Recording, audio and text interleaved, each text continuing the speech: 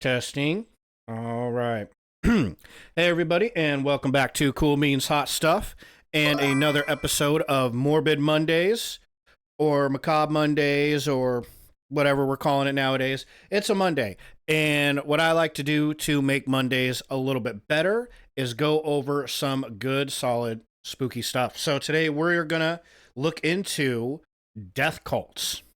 I decided. I don't know why I decided that, but that's what I decided. Today, we're going to be doing some research on death cults. So I picked 7 or 8 of the spookiest, nastiest, most fucked up death cults. And we're going to read about them and learn about why they're so fucking crazy and why they're so all suicide-y and all that shit. So, hold on, it's super hot in my basement now. All right, so yeah, that's what we're going to do today. And like I said, I have no reason in the world why I chose this subject other than I thought it would be interesting to read about. So that's what we're doing. Hey, Razor, what's going on, man? How are you doing today? I'm doing pretty good. Hope you're doing good too. I actually don't have any or didn't have any workouts today in the gym. This week is my rest week off of the gym. So I just finished my first 8 weeks of my bulk last week. So this week I get to chill, relax, no working out, just cardio. And then next Monday I start on another 8 weeks of bulking. And then I do that 3 more times. A bulk, a rest week, 8 weeks of bulking, a rest week, and 8 weeks of bulking. And hopefully by the end of that, I'll be a solid 245 pounds. Oh, let me switch the camera over. Nobody knows who I'm talking to. I think I'm talking to myself. So yeah, it's like a free day basically, but it's a whole week. I get a whole week of free days. So it's pretty nice. It kind of helps at the end of like 8 weeks of heavy lifting. I usually can't progress in my lifts anymore. Like I can't add any more weight to the bar because my muscles are just so shot. So taking a week to relax and not do that and just focus on eating a lot of protein, sleeping a lot. Whenever I'm not working or doing something like that, I'm generally sleeping for the most part and just resting up and kind of helps me, what's the word? Reset for another 8 weeks of doing that. So, yeah. Yeah, like that. Exactly. Yeah. 8 weeks on, 1 week off. That's kind of how I've always done it. And I'm going to do that 4 times altogether and hopefully gain about 20 pounds each time. So by the time of it, I should be around 245, 250 pounds, which would be awesome. Because the most I've ever hit is 230. So that would be badass. But yeah, it's exactly like that. You get the idea. Exactly. What about you? Did you hop into the gym today? What were you working out? Did you just get started on your program or anything like that? All right. So while we're waiting for Razor to hit us back up, let's go over death cults. And I thought it would be appropriate to first address this point. What's the difference between a cult and a religion? Right? Because a lot of people get them mixed up, or a lot of them people think it's the exact same thing, and it's not. There's a difference between a cult and a religion. There is. And we're going to go ahead and just real quick look at the dictionary definitions. I got a quick little write up right here, general characteristics of a cult versus a religion. And then we might jump into the Crash Course. Crash Course is a really cool channel. I really like their stuff. We might hop on Crash Course and see what they say. We'll see how long it takes to get through this article here. But by the end of this article, we should probably have a good idea of the difference between a cult and a religion. So I felt like that was important to go over though, because a lot of people get that mixed up. I'm just going to start next month. Okay, nice. Yeah, that's right. That's right. Yeah. Like the beginning of September is when you're going to start. So here in, what is that? So like a week. So you're going to be starting in a week. Yeah. That'll be the same time that I get back into my workouts. Next Monday is when I get back into working out. So yeah, I'll be starting my next bulk the same time you're starting your workout program. So do you got your workout program all together? Like, do you know what your lifts are going to be and like all that good stuff? Because I remember we were talking about it last time. Like rep ranges and all that good stuff. You know, I think you said you were going to do a push pull legs, right? The cult is like a cult within a religion, but a religion is the foundation on which cults are built. That that might be what it is, like maybe in Saudi Arabia, or that might be like a language thing. Um, the word am I think you're thinking of is sect. Like there's sects within a cult, SECT, that are sects within a religion. Um, but I mean, it's similar. It's similar. Like, here, we'll just go over it. You don't need to listen to me tell you what a cult is, because the honest truth is, I don't actually know. To be honest with you, that's why I'm reading on it. Because if I knew, then I would just tell you. But I honestly don't know. So here, listen. We'll look into it right now. We'll tell you if you're right. All right. So a cult, a system of religious veneration and devotion directed towards a particular figure or object. A relatively small group of people having religious beliefs or practices regarded by others as strange or sinister. Okay. So, or a misplaced or excessive admiration for a particular person or thing, or a person or thing that is popular or fashionable. Again, a cult film, that's kind of a different definition. A cult of personality would be that second definition. But this first one is the one that we're looking for. A system of religious veneration and devotion directed towards a particular figure or object. Okay, all right. So then let's just look at the definition of religion. A religion is the belief in and worship of a superhuman power or powers, especially a god or gods. So, belief in worship in a superhuman power, god or gods. Cult is a system of religious veneration and devotion. By the way, a system of religious veneration and devotion, I mean, that's very similar to the words believing and worshiping. It's not exactly one for one, though.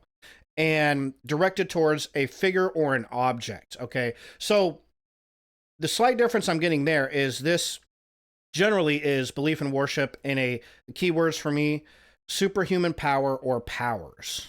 Okay. Cults can be the religious devotion towards any particular figure or object. Okay, but a religion is specifically towards God. Here's a couple other, or specifically towards a superhuman power. Two other definitions: a particular system of faith or worship, a pursuit or interest to which someone ascribes supreme importance. So, like consumerism is the new religion. Like it's just saying this is super importance, right? So it's a little different, but oh, okay. I get what you're saying. Sure. Absolutely. Yeah, absolutely. That makes sense. Yeah, for sure. I could see that. That makes a lot of sense. Yeah. So, between these two definitions, it does kind of, it is very similar to what you're saying in a way. The difference that I think you're pointing out is the word system. A cult is a system of veneration and devotion, whereas religion is just the belief and worship of something. Doesn't really have to be a system, I guess. It's a little different, but there is differences in these definitions, and there is a difference between the two. There is. Too many people have this weird idea in their heads that every religion is a cult, and I don't think that's logical, or I don't think that's a legit position to have. I do think there's a very obvious difference. Maybe we will hit up Crash Course to see what they say about it too. But here's a good write up, real quick. It's a real quick and easy write up. Okay. So, what is a cult? The common modern definition of a cult is a group of people with extreme dedication to a certain leader or a set of beliefs that are often viewed as odd by others. So, this is kind of a part of what I always heard a cult. A cult is generally described as a fringe religion. It's a religion, but it's on the fringe of society. Not a lot of people actually believe in it. General characteristics of modern cults. While definitions of a cult can vary, these groups generally have a few common characteristics. Okay, what are they? They rush you into joining and discourage or disallow questioning. Okay, followers are encouraged to worship a specific group leader. Leaders dictate in great detail all aspect of a follower's lives. Followers are personally monitored to ensure they're following guidelines. Okay. And methods of control are used to keep members close. So you can see there's a lot about control in this particular definition of cults. And we're not going to go over those examples because I obviously got a whole show lined up for you guys on examples of cults. Okay, what is a religion? One common definition of religion is a set of beliefs about God or the supernatural. Okay, that was it. That's all they gave us. All right, general characteristics of religions. Okay, the group worships a higher source of power rather than a single person. So that's kind of a big one that you kind of see the difference here, right? A cult is worship of a particular figure or object, but again, religion is specifically the worship of a superhuman power, as in a deity. So a group worships a higher source of power rather than just a single individual. There is a shared, sincere belief system. Okay, how does that? A shared, sincere belief system. Okay. The main belief or beliefs are consistent with basic mainstream standards of human dignity. Okay. See, that's an interesting one. All right. So that's an interesting point to make. Religion tends to be a little less psychotic than cults, right? I could see that. And again, they are using like a modern definition of a cult. Like when they give us examples of a cult, they're talking about Jonestown, Branch Davidians, those kinds of things. A lot of these, not all of them are death cults, but we'll talk about the ones that ended up doing the big D, so to speak. Appropriate forms of conduct between people are defined. There is an understanding of evil is established, especially how it impacts humans. There are sacred ritual acts. Okay. And examples of religions: Buddhism, Christianity, Hinduism, Islam, Judaism. All right, I think those are the big ones nowadays, yeah? Those are, the 5 bigger ones. So, here, let's keep on reading. Let's see a little bit different.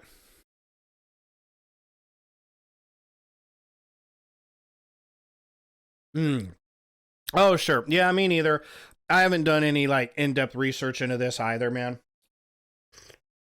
I remember I looked it up one time, and I did get, all I did was just type it into Google this time, so I make sure I am getting it from Oxford Languages both times. So I'm comparing 2 definitions from the same dictionary, but cult definition, I'm pretty sure at some okay, well, see, here's a much deeper one. This is Copilot answer. I don't know if it's Copilot. I'm not sure what that is. Let's go to Cambridge real quick, because I don't know what the fuck Copilot is. I think it's the AI for for Microsoft, but I'm not sure. Okay, a cult, a religious group often living together whose beliefs are considered extreme or strange by many people. All right, a particular system of religious belief. And then, yeah, I can continue. Someone that is very popular, yada, yada, yada. Okay, religion.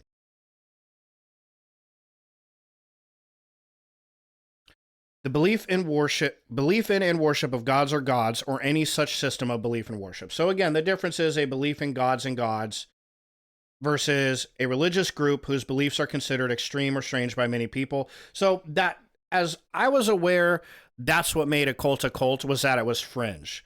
There wasn't a lot of people that believed in it comparative to your big religions. There is a lot of people, there's a lot of followers of Islam. There's a lot of followers of Christianity. There's a lot of followers of Judaism.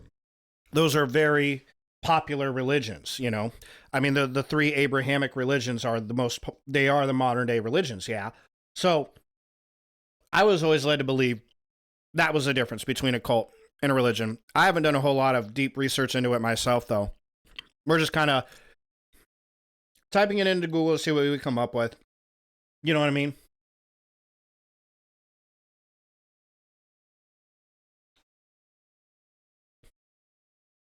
Shoot, hold on, I got noises. Stuff in my throat. Sure, well, that kind of fits in, Razor, with what they're talking about up here. Appropriate forms of conduct between people, right? Main beliefs are consistent with basic mainstream standards of human dignity. Just and shared and sincere belief system, right? Like what you're describing is all those things. You know what I mean? Um, and as opposed to, you know, you aren't encouraged to worship a specific person, right? You're not um having a great detail of your lives dictated to you. You are not personally monitored to ensure you're following those guidelines, right? And there's no method of control that's being used to force you into this belief system. You know what I mean? So you're absolutely, yeah, what you're describing fits totally in with, the general characteristics of religion, at least according to yourdictionary.com. But so main differences between cults and religions. The definitions and examples of cults and religions highlight some of their differences. The main differences can be summed up by 6 factors. Okay. Original meanings of cult and religion. The original use of the term cult was reserved for religious groups who showed high respect to a particular saint, for example. Okay. Interesting. I think that kind of falls in line with what you were thinking of, Razor. Longevity of the group. Many experts, including philosophy professor Sam, I don't know how to say that name, argue that the main difference here is that a religion has lasted for generations, namely more than 100 years. Cults, on the other hand, don't last long because they self-destruct or engage in unhealthy practices that limit their membership over time, right? That's kind of what we're talking about. Hard to get new members when you're a death cult, right? Because the death part of it is kind of important, So a cult is a social movement. In the early 1900s, the term cult was pulled from the religious context and used in a sociological context.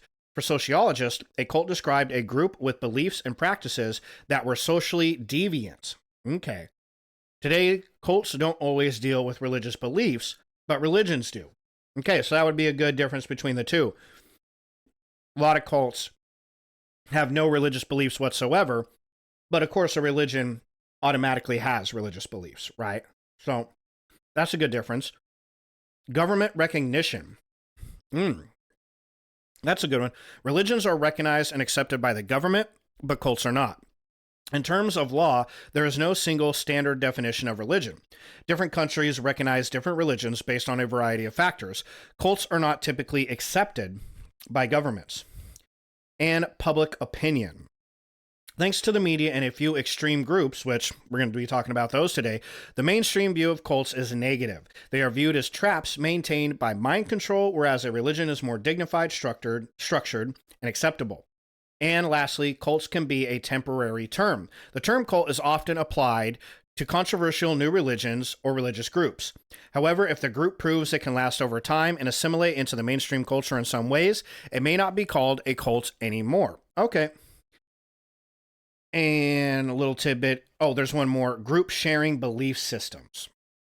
Cults and religions are both groups of people who share a belief system, but they do so in very different ways today. Think about the belief system you adhere to and examine it against these factors. That's okay. That wasn't helpful at all. So let's see.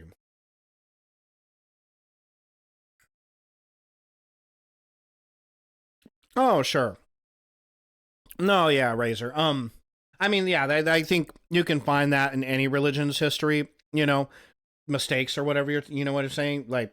Um, like I guess mistakes that people within the religion have made, but it's not attributable specifically to the religion. You know, and yeah, for sure, I get that. But yeah, that would be why Islam would fall under a religion and not a cult. And Eco Staru 79. Oh, that's your Discord. Okay, yeah, man. I'll hit you up, man. I appreciate you leaving me your Discord. I'll hit you up after the stream, actually. So, I mean, my Discord name is just uh what is my Cool Beans Hot Stuff. It's the same as my stream name. I just don't forget. I don't remember that apparently. So, but yeah, man, I'll hit you up on Discord. I appreciate you leaving me a message, man. Thank you. Okay, we can get rid of all this. And yeah, just because I want to, because fuck it. It might be kind of fun. Even if we don't get to, I didn't think we would get to every single cult that I had lined up for us to look at today and learn about. So even if we don't get to one of the last ones, it would be worth looking into this video right here from Crash Course to tell us a little bit more about the difference between a cult and a religion, just because I think it's interesting. So that's what we're going to do. You're in a cozy room surrounded by people welcoming you with good food and kindness. They're showing interest in your questions, your anxieties, in you. Hold on a second. Is this a cult? We've all read the headlines, watched the documentaries, and worried about the MLM our cousin joined, but without the stereotypes of white robes, wilderness compounds, multi-level and marketing hats, scheme. can we really tell the difference between a religion and a cult? I'll hit you up in the chat, Razor.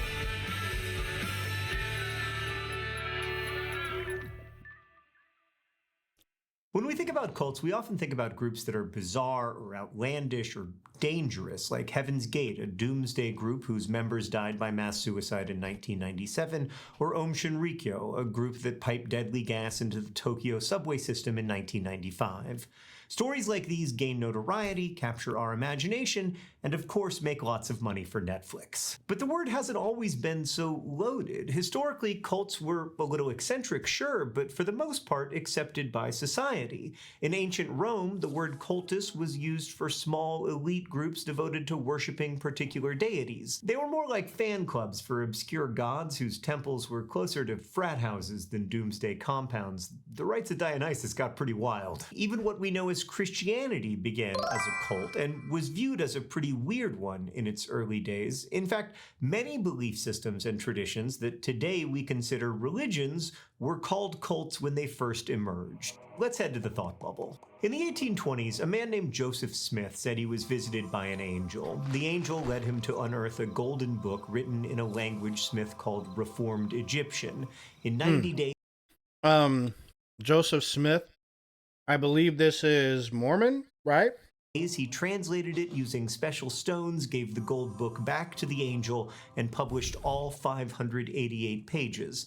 He called it the Book of Mormon, and with it, he started the Latter-day Saints movement. Smith argued that Christianity needed a total makeover, and the Book of Mormon, which recounts Jesus' visit to the Americas, was the start of that makeover. Smith's movement drew tens of thousands of followers, but also countless haters. Fleeing persecution, Smith led his flock, who had picked up the nickname Mormons, west from New York to Ohio, then on to Missouri, and eventually Illinois, where after the locals got wind of his teachings, he was killed by an angry mob. But the Latter-day Saints movement didn't die with Smith. It spread and grew at first on the margins and then more mainstream. By 1972, with Smith, it spread and grew at first. The Church of Latter-day Saints. That's the same as Mormons, huh? I didn't fucking know that. Okay, well, you learn something new every day. On the margins and then more mainstream. Oh, that was a whole other thing. By 1972, historian Sidney Ahlstrom wrote, "One cannot even be sure whether it is a sect, a mystery cult, a new religion, a church, a people, a nation, or an American subculture. Indeed, at different times and places, it is all of these." Whatever it's called, 200 years and millions of believers later, the Latter-day Saints Church isn't the fringe movement it was when it started. Thanks, Thought Bubble. So the way we think of the word cult today started in the 1950s, when fears of brainwashing took hold during the Korean War. To the American public, brainwashing was a scary but convincing answer to the question, why would anyone become a communist? Before long, brainwashing became a way to explain people's interests in other movements that society deemed abnormal, like new religions. That's what happened with the Unification Church, which was founded in South Korea in 1954. The church itself was influenced by traditional Christian ideas, but became known for holding mass wedding ceremonies and recruiting new members by showering them with attention. Fears of brainwashing swirled around the church, even though research showed very few people recruited actually joined. Like other small religions before it, the movement got slapped with the cult label, only this time the word picked up association with scientifically unfounded ideas like mind control, which continue today. So where's the line? Can we really separate cults from religions? Oh no, I forgot that rhetorical questions summon my old friend the devil's advocate. Hello. Hey, Johnny boy! Yeah, the answer's pretty simple on this one. Cults have obvious tells. For one, charismatic leaders like L. Ron Hubbard of the secretive and famously litigious Church of Scientology. Please don't sue us. But religions have Jesus, Muhammad, and Siddhartha Gautama, who'd I'd argue were a lot more influential than L. Ron Hubbard, and better writers, even the ones who didn't write. Again, please don't sue us. All right, but what about all the rigid social norms that cults enforce, like how the Family International forces its members to forsake all school, voting, doctor's visits, even having a job? That seems pretty sus, bro. Yeah, no, wait until you find out about Catholic priests and nuns, though. But think about it, man. Cults exploit people. Members get manipulated into forking over all this cash in the hopes of enlightenment, salvation, or belonging. And there's abuse. We've seen it with the Branch Davidians, the Family International. And with Catholic, evangelical, Jewish, Muslim, Buddhist, and Hindu communities. Lots of religious leaders gain wealth from their followers, including millionaire pastors of evangelical megachurches. And sadly, abuse and suppression of victim stories happen in many religious traditions. Dude, but what about... No, see, you're just going to do this for literally ever. That's how these arguments work. I've been on Twitter. Bro, it's called X now? Okay, yeah, that's it. I'm done. The harms we associate with cults aren't unique to them. Listen, I have to go. I have a dental procedure I would prefer to this. See, ditching the cult label, harms of the cult label. Okay, I'm not really interested in all that. We just want to know the difference between the two. And... I'm going to be honest, that one kind of went with what I've always heard was cults are just fringe religions, ultimately, you know. I got to be honest, though, I feel like they didn't do the best idea of going over, like, the major difference, at least defining the two. But, yeah, that whatever he said does go very similar to what I've always heard my whole life, that cults are just the small fringe version of a religion. And inevitably, if that cult continues and more people grow, more people join and it grows, then eventually it will be a religion. So, you know, take it. We've went over two different definitions, yourdictionary.com. I don't know if you can call them an expert on this, but went over what they had to say and then heard this person's definition, or what he feels was the difference between the two. And they're all slightly different. You know, the definitions very clearly state that that cults believe in any figure or object, whereas, and it's a system of beliefs, specifically around a system of devotion, specifically around an object or a figure or a person, whereas religions are beliefs in worship of a superhuman power, like a god. So there is a big difference there. They gave us some characteristics that were slightly different in that one yourdictionary.com that we read. So that's enough for at least for us to go off of. But ultimately, the end result that I'm at is the difference between a cult and a religion. There's a few differences, and some are widely recognized as differences and some aren't. You know, that guy at Crash Course, I forgot his name, but Crash Course, by the way, is a good website if you're trying to learn stuff. I haven't gone to it for religion or anything, but I've gone to learn like the basics of economics. And it was fine. It was pretty good. Like, they got the basics down pretty pat, you know. I would still read supplemental material, or I would still get the bulk of your learning from an actual book and then supplement Crash Course alongside of it. It was ultimately where I ended up. But when it came to economics, you know, or go to school, if you're not going to go out and buy the books and then read through them yourself, go to school so you can have somebody tell you what books to read and explain it to you when you don't get it. But in any case, yeah, that was fine. His idea was generally that cults are just fringe religions, really, is kind of what that amounted to. So we got through all of that. Now we're going to hear about the good shit, okay? Because it's Spooky Monday. It's Morbid Monday. We're here to talk about freaky shit, you know, not debate the difference between cults and religions, yeah? So let's go with our first cult, the Movement for the Restoration of the Ten Commandments of God. That's a mouthful. They definitely didn't have a marketing team with this particular cult. But let's find out why. Could it be that they killed themselves? Probably. That's probably exactly what happened. And I'm going to hit you up in the chat, Razor. I just saw your message. What the hell kind of...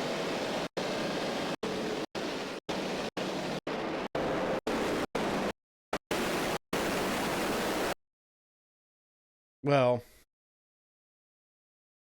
I need context, please. Oh, that was pretty good. But that definitely wasn't what I thought that was going to be. So that was just a whole bunch of fuzz. Well, that's a bunch of crap. Hold on, let me see if I can pop up another video on these guys. 10 Commandments. No, that wasn't what it was. Movement for the restoration of the 10 Commandments of God. And there's nothing you can do about it. Oof, that's a big one. That's a mouthful, man. That's why they never lasted. I mean, that and the whole suicide thing.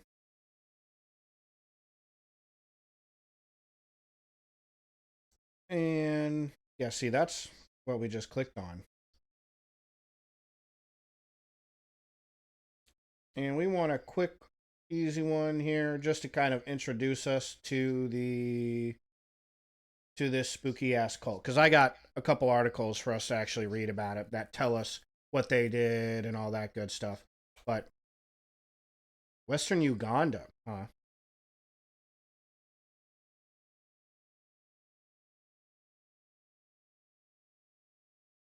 And that's not going to give us our video either.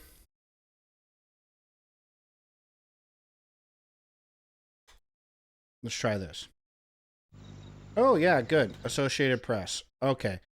Well, this is a memorial. Okay, well, let's look at the memorial then, just so I have time to chat with Razor in the chat.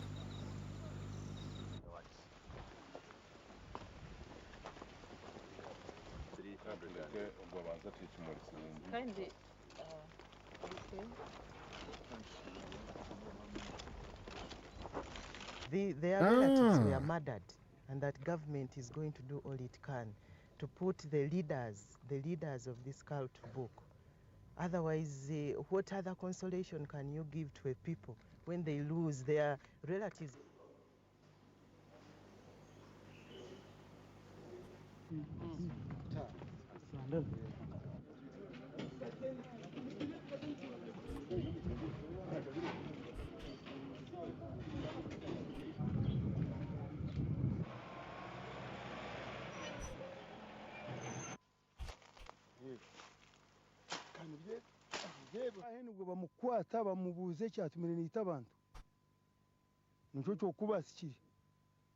That's very interesting, Razor.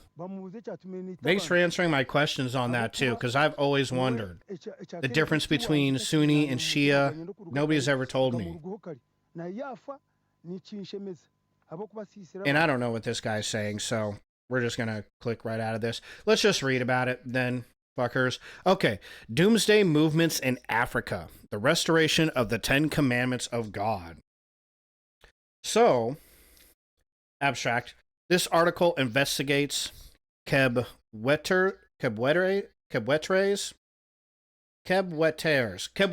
I bet that's it. That sounds really good. Let's go with that. Kebweteres, Movement for the Restoration of the 10 Commandments of God. A brief summary of the movement's short history is followed by an outline of the movement's main beliefs. This Ugandan cult's socio-historic context is thereupon analyzed. The cult's document, A Timely Message, is summarized, and the relationship with a similar Marian movement in Australia is indicated. Finally, the phenomenon of their suicide is discussed in terms of doomsday apocalypticism, yeah, that's a word, and depicted as a result of Roman Catholic apocalyptic thinking. Okay, so, introduction. An estimated number of 338 members of the Movement for the Restoration of the 10 Commandments of God, or MRTCJ to keep it short, even though that itself isn't very short, died in a church building near the village of Kanunga on March 17, 2000. This was in the Rukungiri district, 350 kilometers southwest of Uganda's capital. It seems to have been a mass suicide. During the night of March 15th, the members came together and slaughtered 3 bulls to eat and consume 70 crates of soft drinks they had purchased to celebrate the building of their new church. And yeah, soft drinks. On the next day, the 16th, their leader deposited the land title of their property along with their articles of association, constitution, and certificate of incorporation with the police at Kanungu for safe custody. They prayed all through the following night. The next morning of the 17th, they met in their new church building. A little before 10:00 hours, they were seen leaving the new church to enter the old church, which was used as a dining hall at the time. The windows were boarded up from the outside and the doors were locked. Just after 10:30 a.m., an explosion was heard and a fire quickly consumed the building and all of those inside. 4 days after the fire, investigators found 6 bodies in the bottom of the latrine behind the new church, covered in concrete. The 6 had been brutally murdered, half undressed, and placed almost haphazardly in a hole. That's a bummer. On March 24th, another 153 bodies were found in a mass grave in nearby Buhunga. On March 26th, another 155 bodies, holy shit, were unearthed in a mass grave in a sugarcane field in Rugazi. Some had been stabbed and others had pieces of cloth wrapped tightly around their throats. They appeared to have been dead for at least a month. These fuckers were just busy. Damn, how did they even get like a whole church together and shit? They didn't even have enough time to fucking, no wonder they fucking had to take a moment to get some soft drinks and eat 3 whole fucking cows. They're probably starving after all this. Jesus. Another 81 bodies, including 44 children, oh my God, were discovered on the farm of lay leader Joseph. We're going to just say Joseph. Discovered on the farm of lay leader Joseph, at the home of Dominic, one of their leaders. Authorities exhumed 74 bodies from a mass grave in Katarababo's yard. Katarababo is Dominic Katarababo. An additional 28 bodies were found beneath a concrete floor in his home. God, dude, that home must have been stanky as shit. All in all, nearly 800 members of the movement lost their lives during February and March 2000. Holy balls, man. Yeah, geesh. 800 members. The group initially believed that the world would come to an end on the 31st of December, 1999. They believed that all of the people in the world would be exterminated on that day, while they themselves would be transported to heaven. Their leader, Joseph, proclaimed that he had overheard a conversation between Jesus Christ and the Virgin Mary. In this conversation, Mary stated that the world would come to an end unless humans started to follow the 10 Commandments closely. When the end did not come with the turn of the millennium, Kebwitre changed the date of the end to the 17th of March. Kebwitre, Joseph, that's Joseph. They need to just stick with one name, call him Joseph. On that day, the Virgin Mary would appear and take the faithful to heaven. In preparation for this event, the members convened in their new church near Kanungu. Many factors contributed to this disaster. Information on the internal motivations of the eventual suicide is very scarce. From the little that is known, the paper studies the history of the movement, their beliefs, their socio-historic context, their main publication, and their relationship with a similar cult in Australia. Finally, the paper tries to understand the phenomenon of this group in terms of what can be called doomsday apocalypticism. Okay. Let's read on the history of these guys then. After I finish chewing my Twizzler stick. I got Twizzler sticks for my week off. I only get a week off every 8 weeks, so when I get my week off, I fucking turn into a pig. I mean, I'm kind of a pig anyways because I'm bulking, but I'm like ultra pig on my week off. I'm like super pig. History. Introvine takes the founding of the MRT. We're just going to say MRT for the cults. Yeah, because I don't need to go through the whole fucking thing. And even saying all the goddamn first letters of the name is a lot. So we're going to say MRT. Back to the 80s of the previous century, when there was an epidemic of apparitions of the Virgin Mary and Jesus in Catholic circles in Africa. In 1987, a number of Catholics claimed to have visions of Jesus and the Virgin Mary in southwestern Uganda. I've always wondered, is it Uganda or Uganda? Because I've heard it both ways, but we're going to say Uganda because nobody watching is going to correct me. So, among these were Paul and his daughter Credonia. Kashuka saw a vision of, that's Paul. Paul saw a vision of his deceased daughter Evangelista in 1960, in which she told him that he would be visited by apparitions from heaven. This happened in 1988 when he was visited by Jesus, the Virgin Mary, and St. Joseph. They called upon him to use his land near the city of Kanungu as a gathering place for believers. In June 1989, Paul instructed his daughter Credonia and his granddaughter Ursula to take the message of the Blessed Virgin to other parts of the country. This message was understood as a commission to persuade people to keep the 10 Commandments. The two women met Joseph in June of that year. They described to him their communication with the Virgin Mary. Joseph himself also claimed to have received similar apparitions since 1984. See, that's where this all got started. You had two crazy-ass mofos seeing shit, and it just happened to be the same, similar shit, and then the rest is history. He was a member of the Catholic community in Uganda who had been a politician and a locally prominent member of the Catholic-based Democratic Party in the 1970s. Sharing experiences of the Virgin Mary, the decision was made to form a movement. Most of the group's members were recruited from Roman Catholic churches. A handful of Catholic priests and nuns were converted to the group's prophetic visions. Among them was Father Dominic. That we know about that guy. That dude was just living on stack of bodies. He must have loved that shit. A USA-educated Ugandan Dominican priest. Melton's information is that Melton's. I don't know who that is. Hold on. Gordon Melton. Okay, Gordon Melton's information is that Dominic was a Roman Catholic priest. He earned a master's degree in religious studies from Los Angeles Loyola Marymount University in the 1980s. He's from LA. Okay, that was the problem with that guy then. He was from LA. Of course, he was going to do some crazy cult shit. I'm kidding. I used to live in LA I lived in LA for a little over a year, so I'm not, I'm just having fun. But, okay, he was excommunicated in the early 1990s, left the Roman Catholic Church, and worked exclusively for the movement. According to Robinson, the movement was founded in 1989, ooh, that's the year I was born, by excommunicated Roman Catholic priests. Joseph, and John, and Dominic, two excommunicated Roman Catholic nuns, and Credonia, which was, I think, one of the Joseph's daughters. Initially, the movement was established in Kibwitre's Joseph's home. They tried to merge the movement with other apparitionist groups, including the one established in Mumbai by a Rwandan seer, Mukantabana.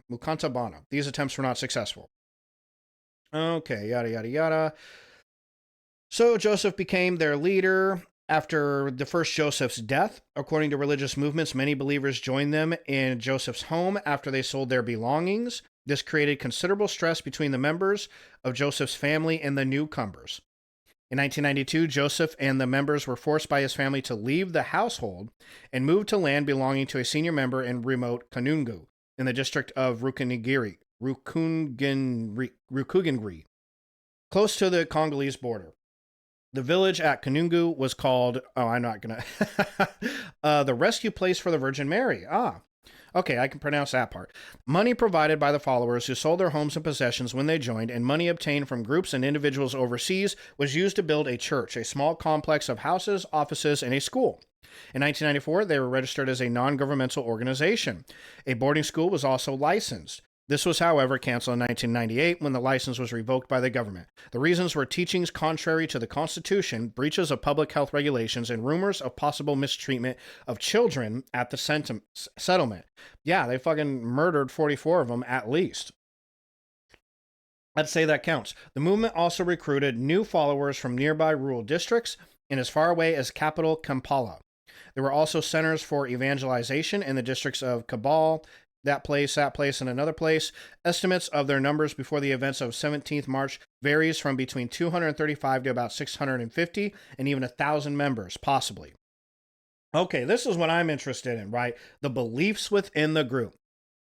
What do these crazy sons of bitches, or what did these crazy sons of bitches believe in? Besides that the world was going to end and both the Jonathans were prophets, or that the Virgin Mary spoke to them, all that. The Ten Commandments played a vital role in the existence of MRT. You don't say. According to their view, the Ten Commandments needed to be restored to their original importance. The prominence of the Decalogue also led to peculiar behavior. Out of fear of breaking the commandment, you shall not bear false witness against your neighbor, the members mostly used gestures and sign language to communicate with each other. Huh. Okay, well, they are a cult. They did kill themselves over this, so I guess that's perfectly in line with that kind of behavior, yeah. And the members were said to avoid sex and discourage. See, that's a total bummer, and discourage medical care. And that's an even bigger bummer. Both those. There's two bummers right in a row. They participated in rituals similar to those practiced in monasteries, like nightly prayer and a bare lifestyle. The complex in Kanungu was seen and referred to as Noah's Ark. Here, the second coming of Christ would occur. Those within would pass to the new world. Linked to his name was the way the community was organized around the mentioned 12 apostles. Okay. And Joseph acted as a head of, the 12 apostles, 6 women and 6 men. Joseph was the head of them. The community was divided into 3 groups. The novices were the newest members. They had to wear black. The next group were those who promised to follow the commandments. They wore green. The fully professed members were those who were willing to die in the ark. They wore green and white. Before any person could become a member of the movement, he or she was required to read the document, A Timely Message from Heaven, the End of Present Time, or have had it read to him or her. Most members were former Catholics. Some were, however, from the African initiated churches, also called African independent churches, and from local spiritualist groups. Dominic claimed in the movement's publications that the group did not consider itself a new religious movement at all, but rather an action to revive what had been abandoned. And that's a direct quote from the Timely Message. According to Robinson, however, the group taught that the Catholic Church was an enemy badly in need of reform. Many of their rituals were still similar to those performed in any other Roman Catholic church in Uganda. They recognized the Pope as head of the church. They took communion, but only in kneeling positions. Services were held in the vernacular, not in Latin. They did accept both Eucumenism, and the new ritual of the Mass introduced in Catholic Church after Vatican II. The most obvious differences with others was found in the movement's emphasis on moral standards dictated by the Ten Commandments and the apocalyptic beliefs espoused by the group. According to Massimo's analysis, the movement developed an archo-conservative brand of Catholicism. Some of its leaders and members were eventually excommunicated by the Roman Catholic Church. They also broke their ties with Ugandan Catholic bishops, differing from them on the issue of the reliability of apparitions. Well, obviously, yeah, because they pretty much need to rely on those apparitions. Their whole fucking movement's like based around them, yeah? The Ugandan Catholic bishops, therefore, did not see the movement as part of the Roman Catholic Church. They claim that the rules came from the Virgin Mary, channeled through Merwind. I forget which Joseph that is because there's been like 1,500 of them. They also claim that their leaders have seen Jesus, the Virgin Mary, and Joseph in several different visions. In this regard, they were heavily influenced both by recognized Catholic apparitions, such as those of La Salette and Fatima, and by unofficial Catholic sources, including the messages of the Italian visionary priest Father Stefano Gobbi. They were also influenced by different United States visionaries. Another influence to which we shall return later is that of the Australian-based Catholic prophet William Cam, known as Little Pebble. Their views did not apparently contain a message of violence. Okay, well, that's hard to believe. But let's see. In Trovin's opinion, the movement was considered in Uganda among the less violent local apocalyptic movements. So wow, so they had numerous. There was just all kinds of apocalyptic cults around Uganda. That's crazy. In explaining their violent end, Introvine compares the movement to the Order of the Solar Templar. We'll be talking about those guys a little bit later, and its violent end in 1994. In the case of the Solar Templar, there were 3 categories of victims. There were those who knew about the suicide. For them, it was a rational way to escape a doomed world. Next to them was a larger group who expected to go to heaven but did not know how. Then there were the traitors, who doubted the leader's revelations. The same categories existed in this movement. So, I have a feeling who was who, right? The people stabbed to death and thrown in a mass grave. Probably the non-believers, yeah. You know what I'm saying? And then the traitors. And then everybody else was either along for the ride, like, yeah, we're going to go to heaven. And they're just kind of like, but how are we going to get there? Don't think about it. You know, and then there are the people who are like, oh yeah, like I can't wait to just blow my fucking brains out and get out of this bitch. So it was probably a combination of all 3, according to Introvine or whatever that guy's name is. Got a cough. The movement expected the second coming to arrive shortly and bring a new world with it. There was, however, some dispute as to when this would occur. Suspicion was aroused when one of the Jonathan's predictions that the Virgin Mary would appear and take members to heaven on the 31st of December had to be changed to the 17th of March. Yeah, it's a little sus. Little suspect, Joseph. What's your deal here? A number of members could have doubted the leaders and asked the money they had contributed back. Ooh, yeah, never a good idea. And this is why. The bodies found in several mass graves at different locations after the 17th of March were probably those who doubted the prediction and were branded as traitors and were killed in various waves prior to the final events of March 17th. According to Introvine's theory, the mystery of the mass graves can be explained as those of quote-unquote weak members regarded to not be fully prepared to commit suicide. They were assassinated before the final fire without being regarded as traitors. Although theories are posed that the leadership escaped the ordeal of the 17th of March, the behavior of the leaders prior to the events confirmed their suicide in the old church. Okay. Well, yeah, because, I mean, it was burnt down with everybody in it, so it's not like they could go through and say, oh, there's old Joseph, the fucking asshole, give him a good kick. Socio-historic context. This would be kind of interesting to read. I was kind of excited about that. And the apocalyptic shit. I want to know what the whole dealio is to their apocalyptic beliefs. So, give me a minute. Eat my Twizzler stick. It's a really delicious Twizzler stick, so I'm going to take my time. That's super good. Okay. Socio-historic context. Several indicators prove that the MRT was in fact a cult.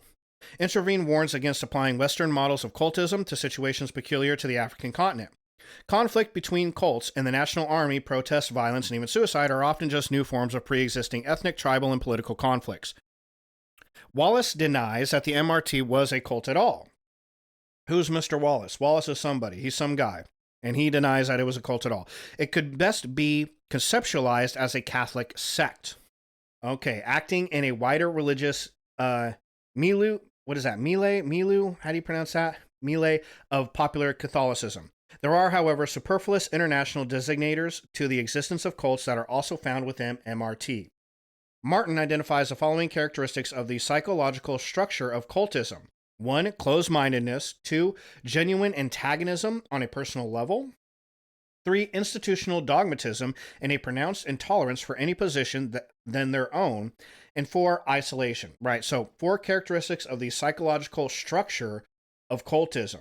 Closed-mindedness, genuine antagonism, institutional dogmatism, and pronounced intolerance for any position other than their own, and then isolation from everyone else. Similar to other cults elsewhere in the world, the MRT claimed to have truth not available to any other groups or individuals. Usually this new truth is said to be a restoration of the pure Christianity, which was in their view corrupted at some time in early church history. In this case, the main message of the MRT was that the Ten Commandments had been distorted and needed to be restored in their full value. They claimed not to be a sect, but a movement that endeavors to make the people aware of the fact that the commandments of God have been abandoned. The MRT also formed an isolated community. There's the isolation. Like all other cults, they fortified their boundaries and confined their members in various ways. Entrance to the community was restricted. They could only be initiated after studying the document, A Timely Message. Those who tried to leave the MRT were attacked and stigmatized as defectors, traitors, and deserters. If they dared to deviate from the cult's norms, they were immediately disciplined, and if unrepentant, ostracized completely from the group and its members, which those guys are probably lucky, right? Like the motherfuckers who got, hit in the head with fucking cow dung and said, you're a traitor, get out of here. Like those guys were somewhere in the world nowadays like, whoo, remember that time I almost joined a cult and then they fucking pelted me with cow shit and I was like, yeah, I'm out of here. And then I found out like 3 months later, they all fucking killed themselves. Like how lucky am I, right? Go buy a lotto ticket after that, bro. And they also believed that they were in constant danger, were being closely monitored and heavily persecuted. The members were told that Jesus and the Virgin Mary were closely monitoring them and would curse any that deviated from strict behavior rules. Although 6 men and 6 women acted as leaders, Dominic was the head apostle. Like other cults, they were led by a single male charismatic leader. Hunt, another guy, remarks in this regard. Each cult is headed by a self-proclaimed prophet or prophetess, who generally claims to have new and unique revelations. Dominic, that's it. Dominic claimed to have regular, unique apparitions of Mary and to receive personal revelations from her on the end of the world. These guided the life of the movement. All cults believe that there is a continual, ongoing communication from God. This can contradict and even at times supersede God's first revelation in the Bible. All cults possess some scripture that is either added to or which replaces the Bible as the Word of God. The movement had Roman Catholic roots, and the Bible therefore was the group's sacred text. It must also be noted that much of the governance of the movement relied on their book, A Timely Message. So that would kind of be their replacement for the Bible. In the preaching of the leader-heavy concentration falls on the impending end of the world. In the preaching within the book. Okay, there was also the expectation that the group will play a major role at the end of time. The members of the group will be the only survivors of catastrophic events at the end of time. Another indicator of a cult is the collection of an impressive array of guns, rifles, and other murder weapons or weapons of mass destruction. On the 17th of March 2000, the movement came to its end when there was an explosion in a building where members were gathered. Internal factors in the forming of MRT pointed out by Introvigne includes the personality of the leaders, their literal interpretations of prophecies about the end of the world, and the crisis both of society and of the Catholic Church. Marian apocalyptic revelations were taken literally and acted upon in an eventual violent way. Introvigne points out that violence erupted among religious movements in Uganda because of a combination of internal and external factors. External factors that played a role in the tragedy at Kanungu include the situation prevailing in Uganda, particularly in an area ravaged by disaster, famines, and civil war. Uganda experienced an apocalypse of its own between 1971 and 1979 with the bloody regime of Idi Amin Dada and the atrocities of the Civil War. Yeah, I've definitely read a tiny bit about that, and it was pretty nasty. Not a fun time to be alive in Uganda. They also had to deal with poverty, drought, and corruption on a continent in which politicians often fail their people and where traditional social structures are coming apart. Hundreds of religious movements are found in Uganda, many of them apocalyptic and millenarian, expecting justice from the end of the world, not from politics. Well, I mean, I could see why. Several violent religious groups are found in Uganda. Robinson names the following. The Lord's Resistance Army's objective is to run Uganda on the basis of the biblical Ten Commandments. The extreme and violent Christian cult of the Holy Spirit movement, formed in the late 1980s, launched suicidal attacks in which hundreds of believers died, convinced that magic oil would protect them from bullets of government troops. I mean, it's such a bad thing to laugh at that many people dying, but, I mean, that one kind of is a Darwin Award. Yeah, that's like the mass Darwin Award. Wilson Busharo's World Message Last Warning, formed in 1995 and had been banned in 1999, and their leaders charged with rape, kidnapping, illegal confinement, and murder. Decomposing bodies were found at their headquarters. Yikes. So, A Timely Message from Heaven, the end of present time. So this is their document. Influences, and that's the influence from an Australia one, in Doomsday Apocalypticism. I definitely want to read their document. Let's at least read the document. We won't go over the rest of this. As always, I will link all of this stuff in the description to the video, except for that one weird fucking video that just had the white noise on it. We're not going to link that. So, A Timely Message from Heaven, the End of Present Times. This document was mainly written by Katari Babo. The 163-page handbook, described by Nelson as a paper-bound tract, consists of 16 parts. On the cover, it had a crucified Christ. The first 3 chapters outline in obsessive detail the ways in which humanity has been tempted away from the Ten Commandments by Satan, along with some of the ways the situation can be amended. Strict ascetic rules then follow for the members who prefer to keep the commandments. This is then contrasted to the fate those who reject the Ten Commandments, described in typical apocalyptic language of cosmic catastrophes in an agrarian African idiom. A period of chastisement will follow to mark the end of the present generation. At the end of this period, the redeemed quarter of the world's population will go into buildings, arks or ships, where they will await for the arrival of the new earth from heaven. In terms of Revelations 22, death and the underworld will be vanquished. A beautiful new earth connected to heaven and constantly visited by people from heaven will come. Uganda itself will become the new Israel, which will convert all other nations. Give me a sec. Yeah, when the social, take a break from this, when the social, what do they call it, the social historic context kind of hits you, it's kind of sad. You know, I mean, people covering themselves in oil because they think it makes them bulletproof, you know, all the jokes about that aside.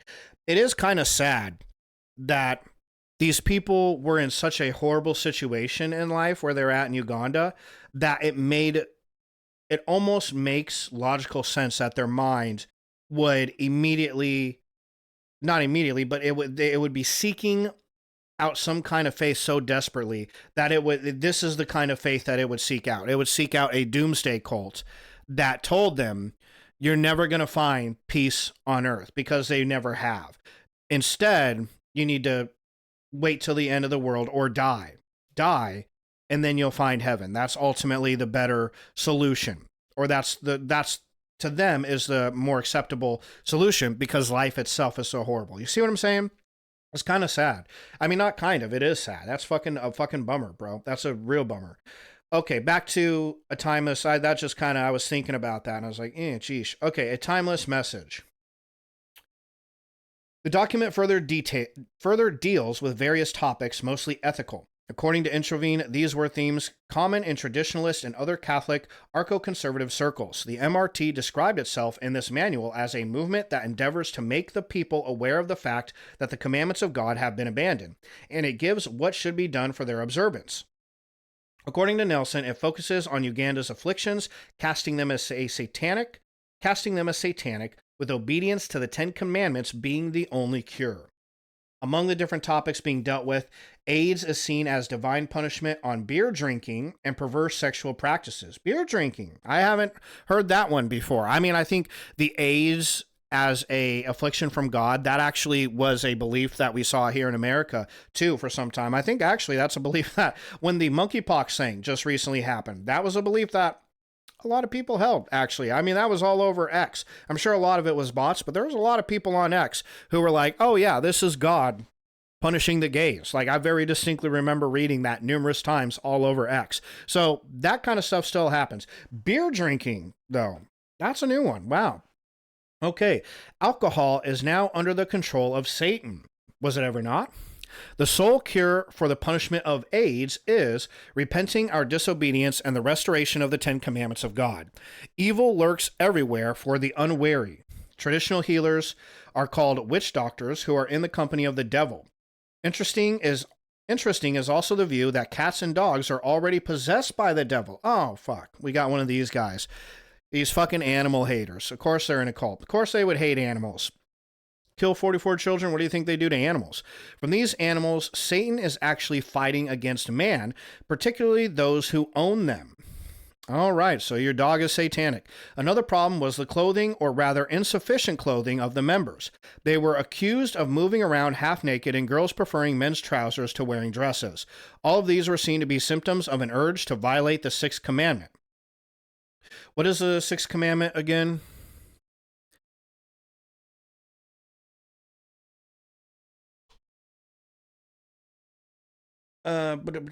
Geez, of course it has to be a goddamn TV show.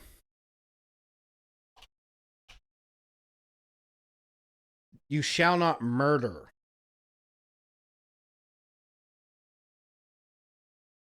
So, walking around half naked or girls preferring to wear men's trousers was seen as a symptom of an urge to violate the Sixth Commandment. Hey, I didn't say it, they did. Our blessed Mother Mary says that we, the youth, are like simpletons or fools because of having allowed Satan to dwell in us and make us do all sorts of shameful actions. In typical prophetical style, not only Uganda is judged, but also other countries. London's desire for doing evil will be fulfilled. That's a quote. With regard to Mexico, heavy arms that are going to destroy 5 countries will be transported through your roads. And as far as France was concerned, your laziness will not permit you to endure the chastisement that will be inflicted upon you until you are destroyed in Lamentations. Okay, so they're just like, you fucking French are lazy as shit. Oh, they didn't have one for America, though. Damn. Usually they all come with at least one for America, but we got left out this time. Bummer. The booklet also aims at buttressing the authenticity of the sex leaders. In 3 consecutive chapters, the visions received from Jesus and Virgin Mary by Joseph, Credonia, and her sister Angelina were discussed. These visions were also used to give divine sanction to the sex bans on conversation, sex, cosmetics, and short skirts. They also support the MRT's harsh rules of fasting, prayer, and work. The message of the book was apocalyptic, if you didn't already guess that. Nelson ascribes the tendency towards apocalypticism to the death toll caused by AIDS and the reigns of terror led by former President Idi Amin and Milton Obote. Introvine quotes the following remark on the apocalyptic cataclysm from Timely Message. All of you living on the planet, listen to what I'm going to say. When the year 2000 is completed, the year that will follow will not be a year 2001.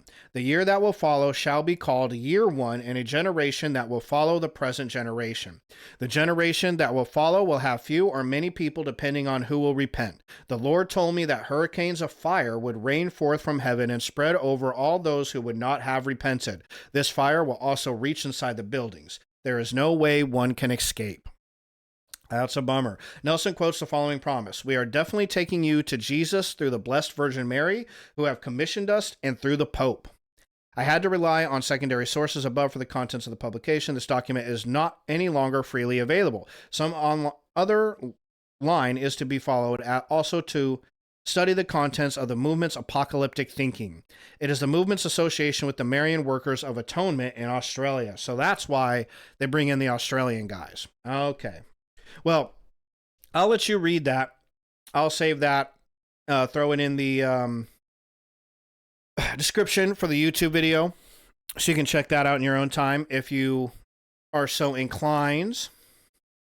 And let's see. We already went over the aftermath, how many people died. 390 individuals that have been poisoned. Final death toll at 924. Whew. Holy balls. That is just incredible. Wow. Okay, well, so there you have it. That is the, what was it? Movement for the Restoration of the 10 Commandments of God. All right. So we're going to hop into a new one. This one, everybody's pretty aware of. This is the People's Temple of Jonestown. Pretty regular. I mean, you can't talk about death cults and not have Jonestown in there. Yeah. So we got an article and a couple videos that we're going to watch on them because, we're not going to spend a lot of time on them because everybody is kind of aware of Jonestown, right? But, well, there you have it. That's the end result. Again, over 900 bodies. So if we compare those two, what was the first one? The Movement for the Restoration of the 10 Commandments of God. Body count. I think that was 900.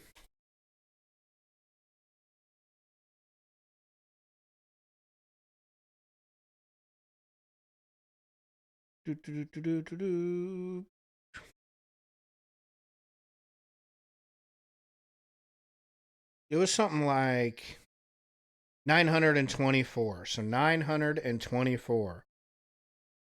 So Jonestown Massacre body count. 918.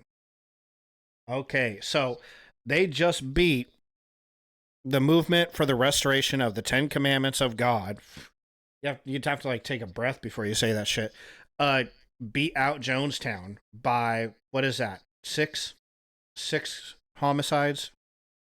Crazy. Okay, well, there you go. So, honestly, I feel like Jonestown was still a little bit worse. Just because they preyed so much on people's, well, I guess they both did. So did the Uganda, the Movement for the Restoration or whatever. They preyed on people's desperation in the face of all the violence in Uganda, right? You know what I mean? So And that's kind of what he did in Jonestown too. Again, like I said earlier when we were watching that first video, that's what cults do. They prey on people who are desperate for some kind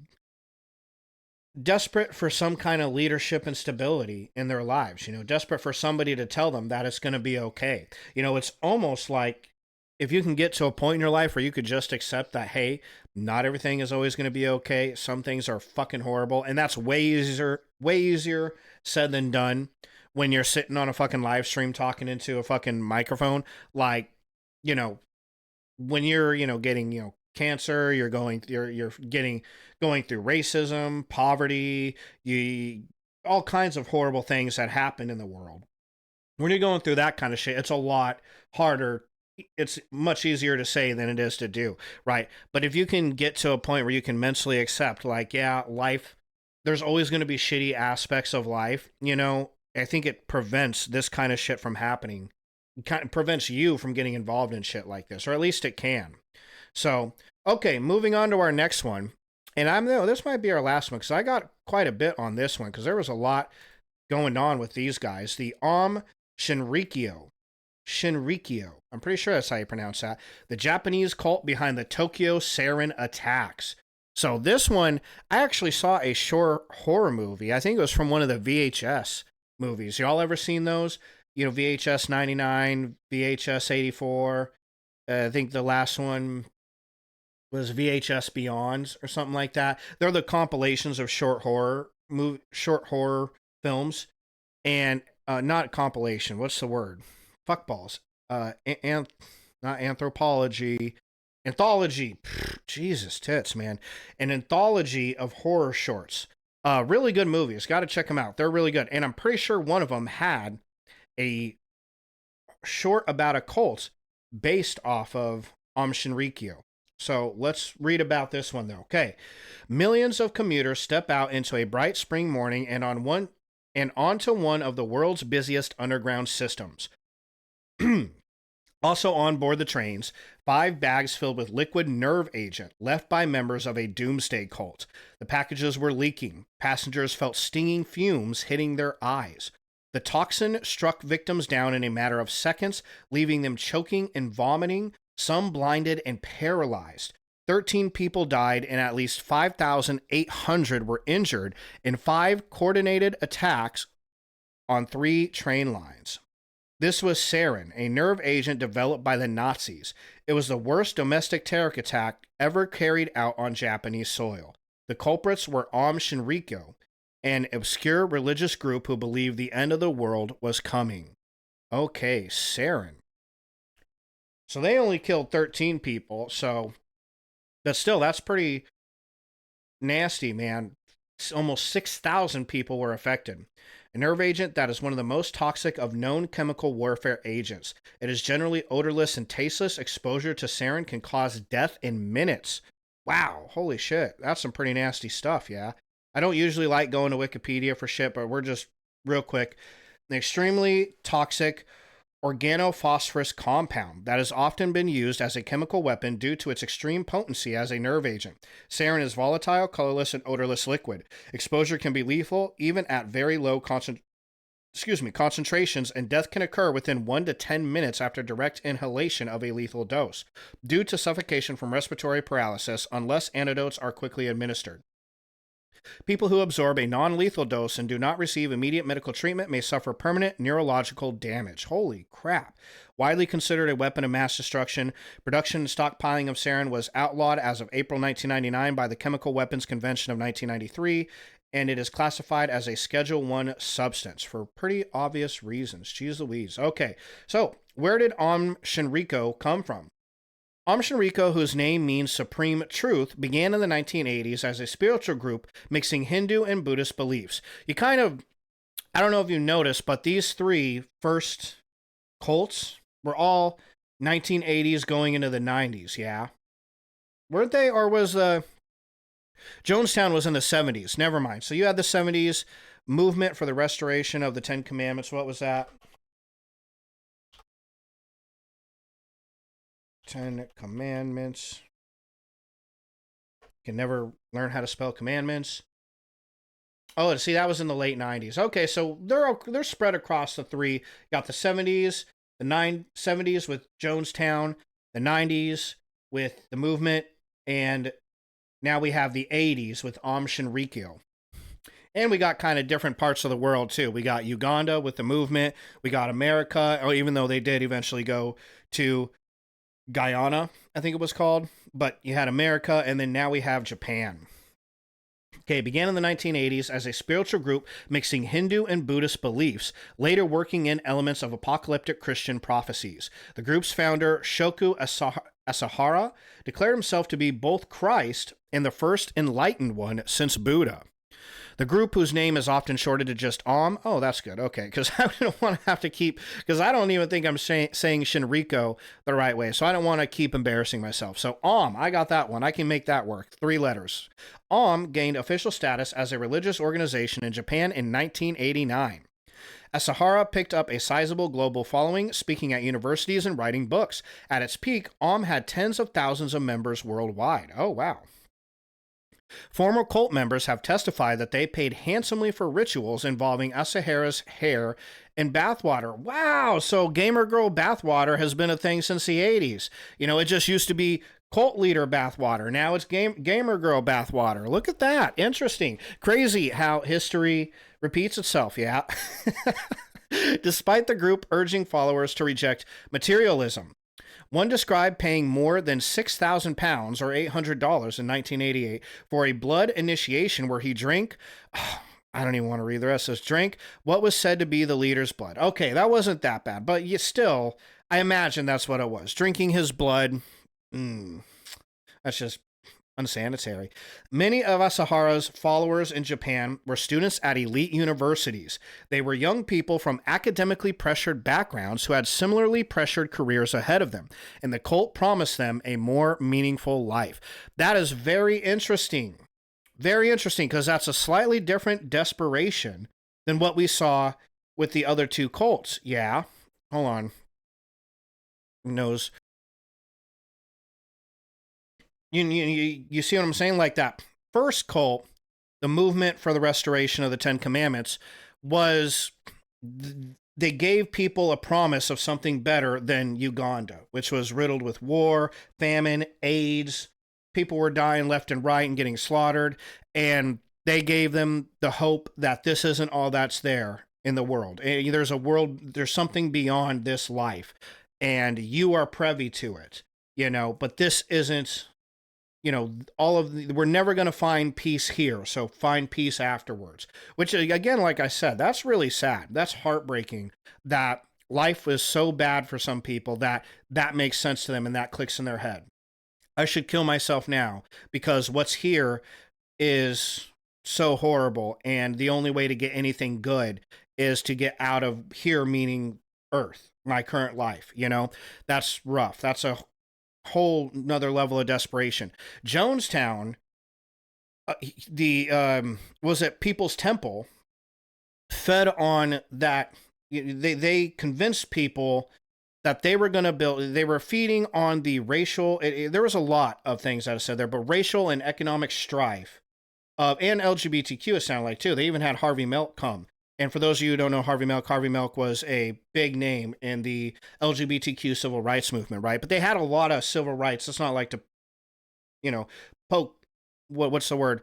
Not to just pick him out of the lineup and talk shit on him. They had Angela Davis there. They had numerous civil rights, speakers come to the People's Temple to speak on the issues that were in society. But they ultimately they took people who are feeling desperation due to being socially outcast, due to racism or homophobia or something of the like, people who had experienced poverty, so people who are experienced economic desperation, and promised them that socialist utopia of we are all going to be equal, in not just name and skin color and all of that, but also in how much we own and, how much the money you have and all that and whatever. Right.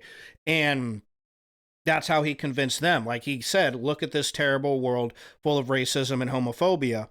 Come with me to this better world that we'll create. which is, a good goal to create that world. Not necessarily like, I mean, when you're talking about socialists, that's something else. That's a debate for another time. I'm not a socialist, but I also don't think like socialism is like, the like devil incarnate or whatever, neither, but I'm not socialist. But still, I mean, more specifically, that is what a lot of people here in America for a very long time, including myself, by the way, have thought is a very beautiful and awesome goal, is to fight for a world where we're all equal, gender, race, sexual orientation, whatever it is, we're all religion, we all deserve at least equal rights to the pursuit of happiness. As long as you don't fuck with nobody else, you don't get fucked with, and you have a right to pursue happiness in whatever way you see fit. And that, is a very, what's the word? Honorable goal to work towards, for lack of a better word. It's a very honorable goal to work towards. And you could see why people, especially in that day and age in America, were drawn into that. And then here we have a completely different kind of desperation. We have elite college age Japanese people. And that's just, because it sounds like this was people all over the world that he ended up selling his religion to, not just the Japanese. But where he specifically found in Japan was students from elite universities that were living high pressure, and of course, high pressure, high stress lives in college, and looking forward to an entire lifetime of high stress and high pressure careers, and offered them a better life, or a life that's, well, less stressful and less pressured. So again, the same thing. It's very different though. It's a different kind of desperation, but it's almost like any desperation you have. These cults, somebody was willing to take advantage of it. You know what I'm saying? So, and you do see a lot of that nowadays too. Like, some people are going to be pissed with me saying something. Some people are going to be pissed with me saying something, but it is what it is. That's what a hell of a lot of going on nowadays is, including, I would put both radical feminism and the red pill ideologies in that camp too. I mean, that's what a lot of them are. Incels, right? It's desperation, right? And it's a group of people taking advantage of that desperation. People like Andrew Tate taking advantage of young men's desperation. Radical feminists taking advantage of young women's desperation for equality, okay, and pushing pretty extreme beliefs onto people. Yeah, it's the same thing, right? See what I'm saying? So, it just goes to show you, man, desperation is never, ever good. Desperation, and maybe my mind's there because I just finished a novel, my third novel, a couple weeks ago, and that was kind of a big underlying theme, was never let desperation define you. But this right here, I just see it so plain that that's what ended up happening to these people. Their desperation was so severe that others could sweep in and take advantage of it. You know what I'm saying? And that's really sad, really, really sad. But it's just very interesting here in Japan what that desperation was. That kind of blows my mind. Okay, anyways, continuing. And gradually became a paranoid doomsday cult, convinced the world was about to collapse into World War III and only its members would survive. It became increasingly violent, kidnapping, injuring, and killing opponents, and even using chemical and biological agents in other attacks. So what happened after the sarin attack? In the months after the March 1995 attack, the group made several failed attempts to release hydrogen cyanide in various stations. Wow, Jesus Christ. They did say elite students from elite colleges. I wonder if some of those students happen to have been like chemists, And okay, the subway atrocity shocked Japan. Yeah, obviously, a country that prides itself on low crime rates and social cohesion. Yeah, that's you would never, I remember when I first looked this up and I was like, wow, in Japan, holy balls, because that is here in America, at least I can't speak for all Americans, but I myself look at Japan and I think, it's a bunch of fucking straight edge broskies over there. They got that shit like on lock, like Japanese are like, like they're they're just straight edge people. You would never expect there to be a massive fucking cult, or I wouldn't, I guess. I mean, that just shows how uncultured I am, I guess. But it is what it is. That shocked me too, you know? So it also raised questions about police failings to investigate previous allegations of criminal activity by the group. Oh, snap. Japanese novelist Haruki Murakami wrote a nonfiction book about the incident entitled Underground, the Tokyo Gas Attack and the Japanese Psyche, and interviewed 60 victims. Scores of AUM members have faced trial over the attack, and 13 were sentenced to death, including Asahara. The last to be tried in connection with the subway attack was Katsuya Takahashi, arrested in June 2012 after being on the run for 17 years. Oh, wow. He was sentenced to life in jail. Cult member Makoto Hirata was also jailed in 2014 for the abduction of a 68-year-old man and his involvement in 2 bomb attacks. So is the cult still active? The group went underground after the Tokyo attack but did not disappear, eventually renaming itself Aleph. Another smaller group, Hikaru no wa, Circle of Rainbow Light, headed by AUM's former spokesman and Asara's successor, Fumihiro Joyu, was formed in 2007. Joyu claimed to have distanced his group from worship of Asahara. AUM Shinrikyo is designated as a terrorist organization in the U.S. and many other countries, but Aleph and Hikari, I don't know why I'm having such a hard time with that fucking word, Hikari no wa, are both legal in Japan, albeit designated as dangerous religions subject to heightened surveillance. Some estimates say they have 1,500 followers between them, with reports the number is slowly growing. Uh-oh. Did AUM operate outside Japan? The group operated in former Soviet states after the collapse of the USSR. Interesting. Wow, I would have never picked that. Gosh, in March 2016, Montenegro expelled 58 foreigners suspected of association with AUM. They were gathered at a hotel they had rented in former Yugoslav region. 4 were from Japan, the Interior Ministry said, but 43 were from Russia, 7 from Belarus, 3 from Ukraine, and 1 from Uzbekistan. Russian raids in April 2016 targeted 25 properties. The group is illegal in Russia now, but prosecutors said at the time it may have had up to 30,000 Russian followers. Oh, shit. A few human rights advocates in Japan have defended AUM cultists who have not been found guilty of crimes, saying they were unaware of plans to attack the Tokyo subway. But members have little prospect of social or official acceptance, despite attempts to distance themselves from the events of more than 2 decades ago. So I am interested. We need to read a little bit more into this, because it didn't tell us why. I didn't see any why they decided to just go gassing Japan, right? Here, let's pop this over here. Let's watch this video. This is a short one. Oh, that's right. This is about... Hold on. Here we go. Let's pop this one in. Okay, check this video out. See if this gives us any answers.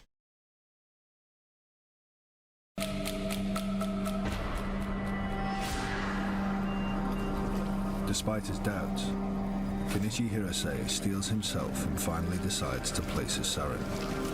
In his panic, he fumbles.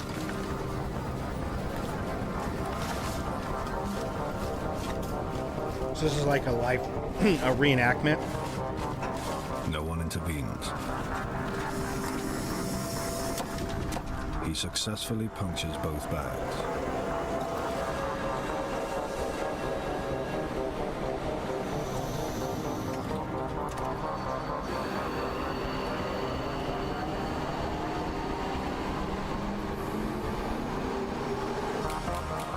Yasuo Hayashi is having a pang of conscience. He will later recall. I didn't want to do it, but I knew I couldn't run away from it. I just had to do it.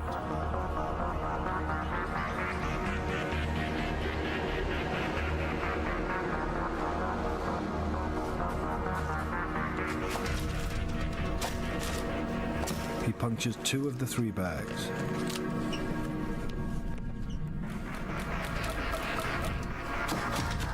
Toro Toyoda successfully releases all his sarin. That guy didn't give a fuck. He was just like, fuck it.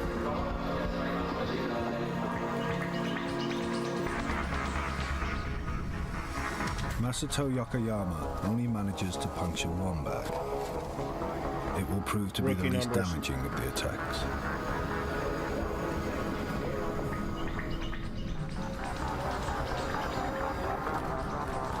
Dr. Hayashi is the last to attack, but he has second thoughts, as he will later tell police investigators. When I looked around, the sight of so many commuters shocked me. I'm a doctor, and I've been working all my life to save lives. If I release this sarin now by puncturing the bag, many people could die. If I unleash the sarin here and now, the woman opposite me is dead for sure. I thought a number of times that I should stop, but I couldn't go against orders. I told myself, this is just a yoga of the Mahamudra, of a true enlightened master. He also punctures only one bag before leaving the train.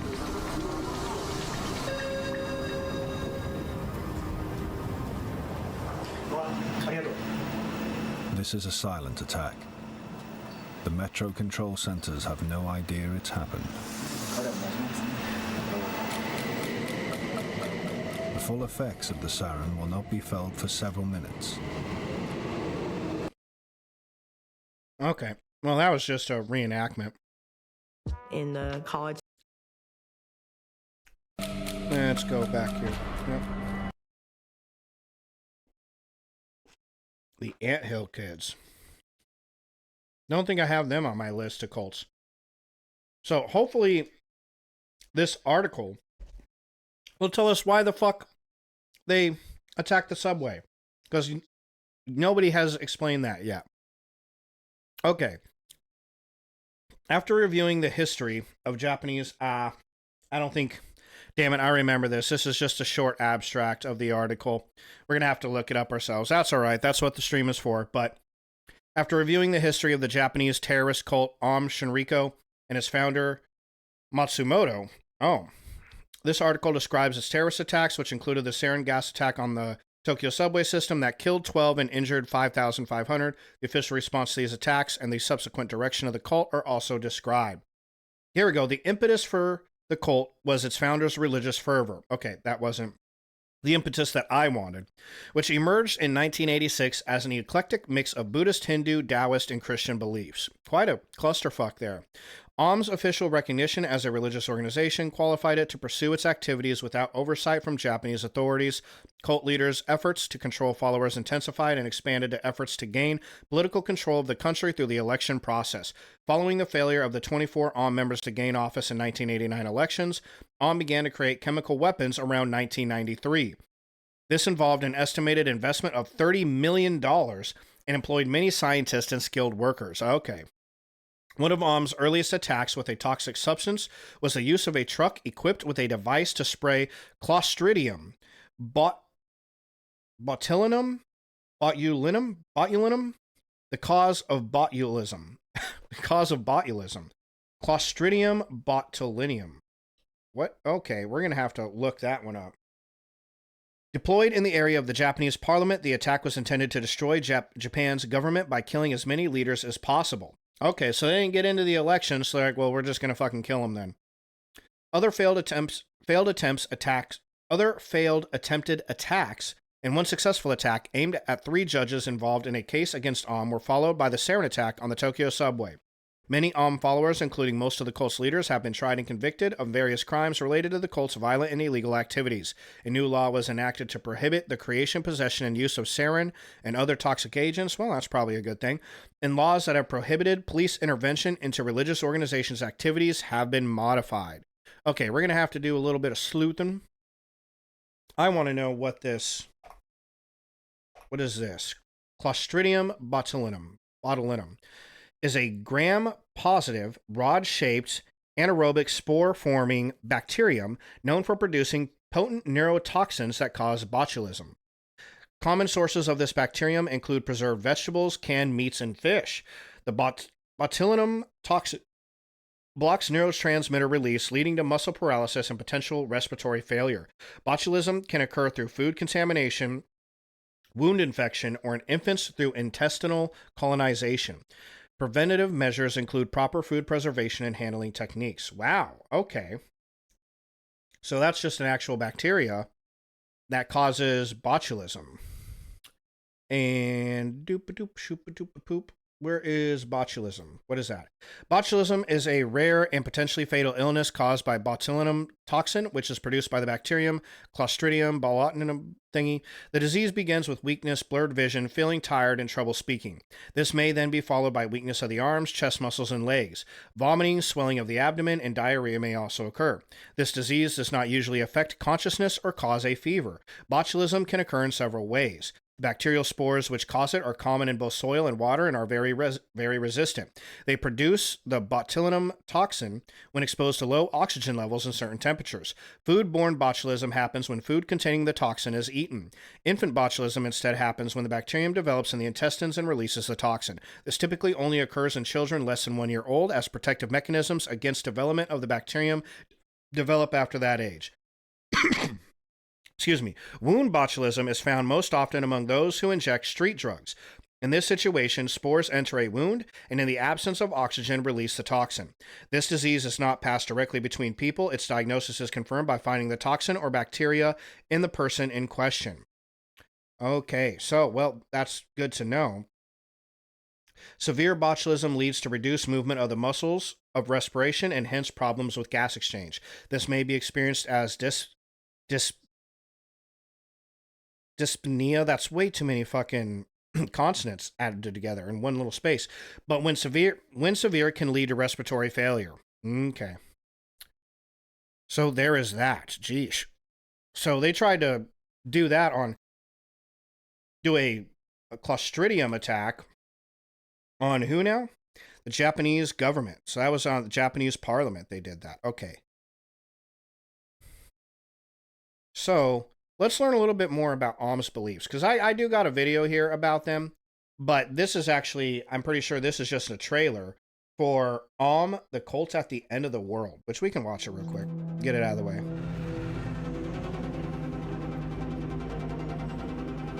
The attack on Tokyo was a terrorist attack. There were about a dozen people killed and thousands injured. I first met Kyoko Asahara in 1987 and became a monk, now Aum Shinrikyo. Aum Shinrikyoの教えを体現するためには Asahara described himself as the reincarnation of Buddha, and he was really good at recruiting. He knew how to talk to the young people. そしてもうあっという間に引き込まれていったっていう感じで。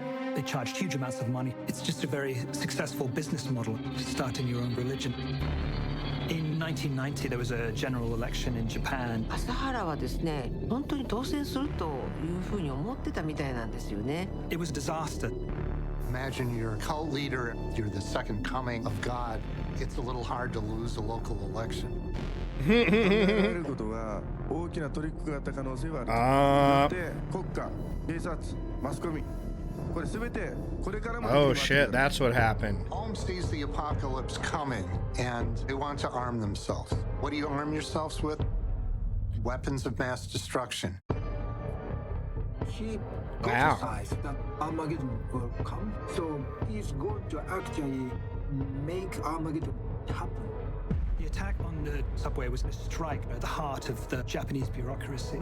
Japan's police chief, who has been leading the investigation, has been shot. All of these events, when you wound them into one, just created this incredible sense of apprehension and fear. We just didn't see it coming.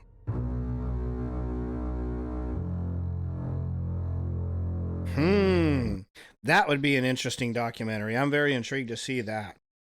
Greenwich Entertainment. Okay. Yeah, so there's your reason for why they did it. All right, I didn't think that video was going to be the one that told us, but that's why they did it, because they lost an election and they were pissed off because they wanted to be politicians. And there was multiple attacks too. Like they shot one of the lead investigators. Wait, what was it? Shinrikyo? Okay. Timeline of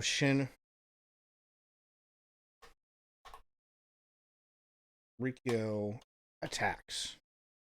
Okay.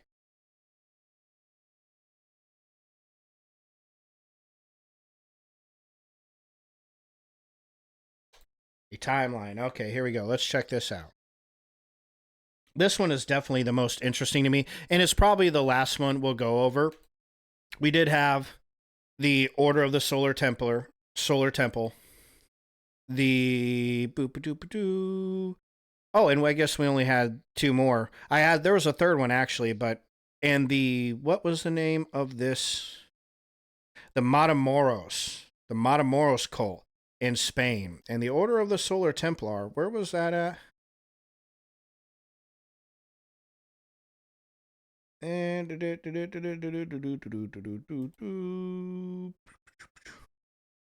shoop-a-loop-a-poop-a-doop.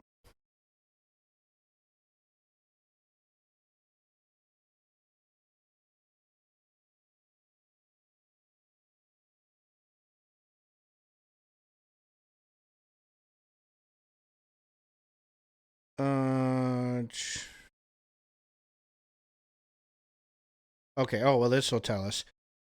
In Geneva. All right, so Geneva, geesh. So we got one in Geneva, and then there was another one that was in Mexico. So we'll hit those two on a different one, because I actually enjoy the stream. I don't know if anybody else was watching it, but I don't give a fuck. I had a lot of fun looking into this stuff. So I'm probably going to do a Death Cult stream number 2, because it's been very entertaining to read about. Okay, more than 2 decades have passed since the sarin gas attack on the Tokyo subways, which killed 13 and injured thousands. Yeah, one thing is, doesn't seem to have nearly as high a death count as Jonestown, the People's Temple, and the movement for the restoration of the commandments of the God and the things. And so they don't have nearly as high as a kill rate, but that's not for a lack of trying, that's for sure. So let's, chronologically, what happened? Excuse me. Aum Shinsen is launched in February 1984. In 1987, the group changes its name to Aum Shinrikyo. November 1989, Aum Shinrikyo members kill the lawyer Sakamoto Tsutsumi, his wife Satoko, and their 1-year-old son, Jesus, at their home in Yokohama. Sakamoto, a specialist in anti-cult activities, which engaged in a public relations campaign against Aum at the time of the murders. Their bodies are not found until September 1995, after Aum members arrested that year reveal the locations. Okay, so that's first attack, right out the gate. Kill the dude who is a specialist in occult shit. Of course.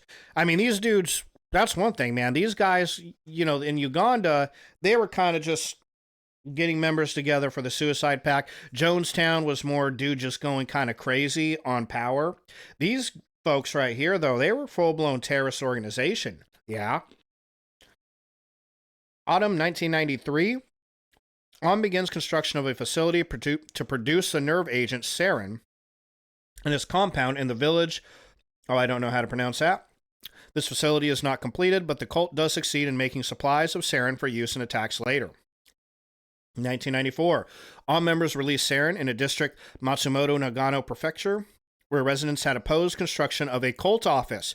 8 are killed and hundreds more are injured in the attack. Okay, so that wasn't even their first attack with sarin.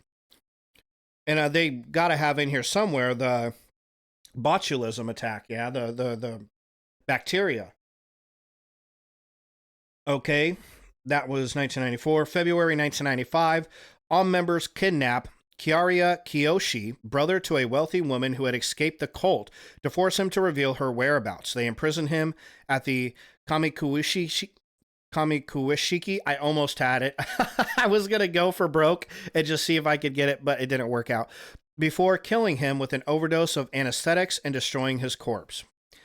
March 1995, as the authorities' net closes in on the cult, Matsumoto, fearing raids on Aum facilities, orders an attack on Tokyo subway system. Members release sarin on cars of 5 trains. We already read about this. 13 dead, almost 6,000 injured. March 1995, the Tokyo Metropolitan Police begin searches for all of Aum Shinrikyo's facilities. 1995, May 16th, Matsumoto is discovered hiding in a secret chamber at the Kamikuishiki compound and placed under arrest. October 1995, the Tokyo District Court orders the dissolution of AUM. So they didn't even go over the other attacks. So AUM spokesperson Joyu is released from prison. He rejoins AUM and takes a leading role. The group officially renames itself Aleph. And that's in 2000. 2004, the Tokyo District Court sentences Matsumoto to death. March 2006, High Court dismisses Matsumoto's appeal. They reject a special appeal from his lawyers. Then Joyu leaves Aleph, forming a new group called Hikari no Wa, or the Ring of Light. Police capture Kikuchi, Naoku, and Takahashi Katsuya, the final armed criminal suspects to remain on the run. Another group splinters off from Aleph, led by former AUM member Yamada Misako.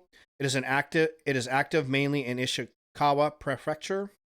The Supreme Court rejects Takahashi's final appeal.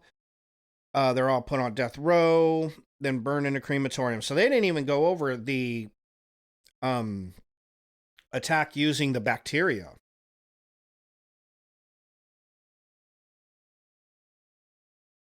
So, but that's at least 2 sarin gas attacks, kidnapping of one person, killing an entire family, the attack using bacteria. And then wasn't there another one that they mentioned? There was something else that they mentioned too. Okay, so that's right there. They unsuccessfully run for election. That's it. AUM members released sarin nerve gas in a residential area of the city of Matsumoto, Nagano Prefecture. 8 people are killed. That's it. So, wait, no. Did we go over that one already? Hold on. Let me step back. I know I'm getting annoying with this, but I'm curious. I just want to know how many different attacks these fucking guys did. They were about that life, man. Shit.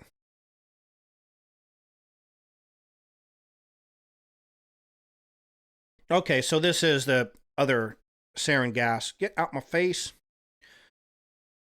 And they already did that. Okay. That was a much worse timeline than the other one. Not nearly as much in there.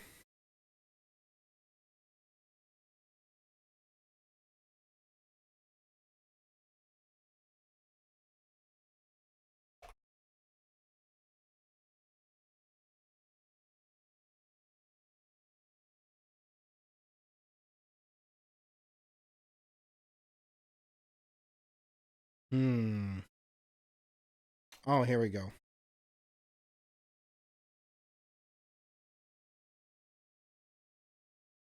Oof, that's a... Yeah. There we go, thank God. Confirmed AUM, suspected AUM. Don't have an incident. Oh, okay, I get you. Okay. So, in 1990... botulinum toxin from 3 trucks they drove near 2 U.S. naval bases. Oh, U.S. naval bases. Narita Airport, the Diet, and Imperial Palace, and the headquarters of rival religious groups. That's that botulinum toxin could not be produced. 3 trucks equipped with custom spray devices. Okay, so you had that one. Attempt failed. The cult had not isolated Clostridium botulinum from the soil they collected at the basin of the Tokash River.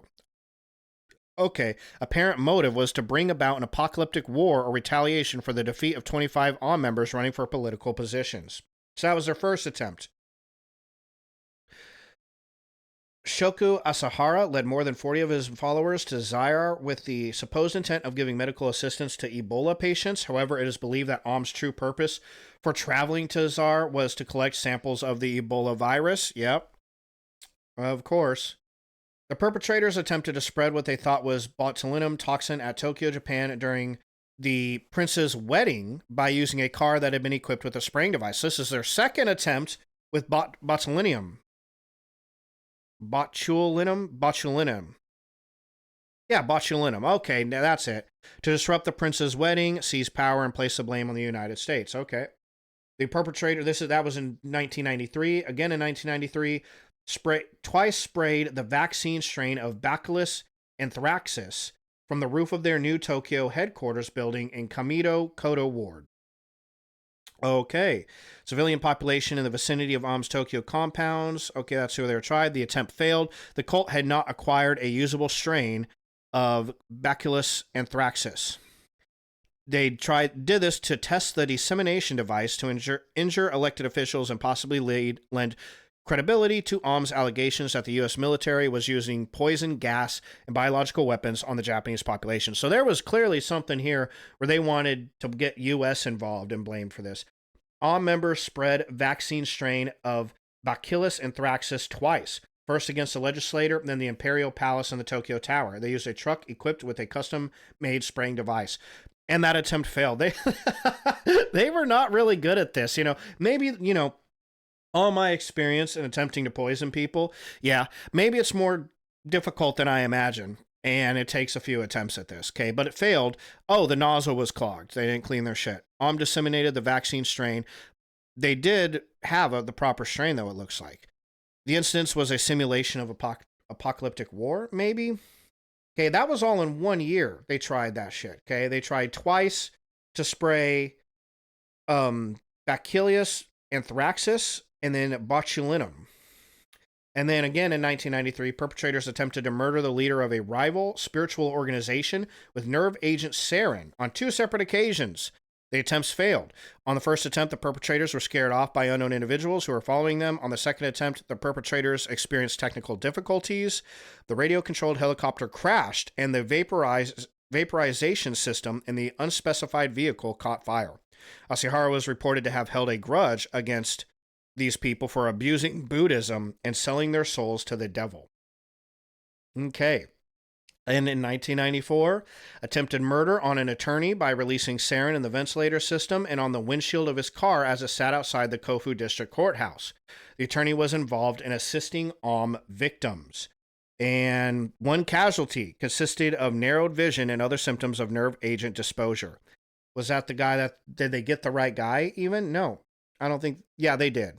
Okay, yep, they did kill him. To retaliate against the victim for his work assisting Ahm members and leaving the group and heading the Canary Association, a group of lawyers and counselors involved in helping Ahm victims. So that's another guy they went after. The perpetrators released the nerve agent sarin in the residential neighborhood in Matsumoto. 7 fatalities, 144 serious injuries, 126 more complained of symptoms. To kill 3 judges hearing a fraud case that was brought against the cult. And then again in 1994, some 231 people inhabiting 7 towns in Japan's Naru Prefecture were stricken with skin and eye irritation. All injuries were accompanied by complaints of a foul odor that smelled like rotted eggs. And that it is unknown what they used there, what was going on there. Suspected. That was a suspected Ahm attack, though. Okay. Confirmed Ahm attack. While a journalist was sleeping in her apartment, the perpetrators released phosgene gas through her mail slot. The journalist had accused Ahm of having kidnapped a man. And it looks like they killed her. Yeah, consisting of coughing, difficulty talking, and bronchial irritation. To retaliate against the journalist for her coverage of the 1989 disappearance of Sudosumo Sakamoto. That's the guy that they kidnapped and killed. Or, yeah, that guy and his family they killed, I believe. 1994, perpetrators killed up to 20 dissident members by squirting them with VX. And they killed them to punish dissident members and conduct experiments. Whew, Jesus. In fall of 1994, it is suspected that Ahm members attempted to kill an attorney by placing VX on the door handle of his car. Attempt failed. To retaliate against the victims for his working. Okay, so that's another lawyer that was helping the victims. In 1994, it was suspected that Ahm members attempted to kill an attorney by mixing what they believed to be botulinum toxin into his drink. The attempt failed. The cult had not acquired the necessary strain. They need to quit using that shit. Yeah, eventually they did because it just didn't work. To retaliate again. Oh, that's the same guy. So they tried to kill him 3 times again. Attempted to kill an attorney by squirting a mixture of hair oil and VX into a keyhole that he used. So they tried again. An attempt failed.